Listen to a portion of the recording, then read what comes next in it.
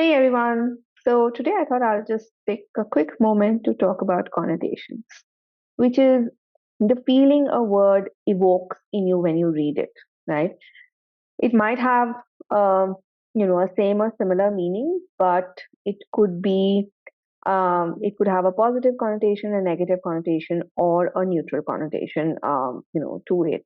So when you use these words, you need to be really careful of what you're saying and how you're saying it because it could change the entire meaning of what a person takes away from the conversation, right? So, for example, let's let's say you're writing for a client and you want to say that their services are cheaper than what everybody else is offering, right? But when you say this is cheap, that's a negative connotation, which also means it could be poor quality, right? If you say these services are affordable, then that becomes more of a neutral connotation and nobody's like offended by it.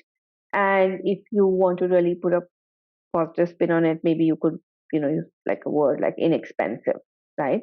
Similarly, if you want to talk about someone who is curious, right? Now, curious is a neutral word. It's neither positive nor negative. It could, it's neither a good thing or a bad thing. But if you want to, put them in a positive light, more positive light, you could talk about how they are very interested in doing things. And if you want to put a negative spin on the same meaning, you could say that they're being nosy, right? So the way that you use these words could really make a difference to what you're trying to say.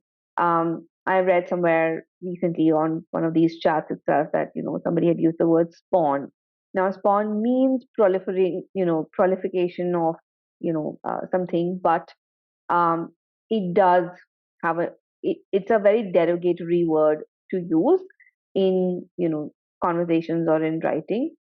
So when you use these words, you really need to be careful of what you're trying to say. And if you have any words that you can think of which are similar in meaning but really have different connotations, I'd love to hear what some of them are. You can drop them in the chat, and everybody else can also learn from it. So that's just one snippet I wanted to share today.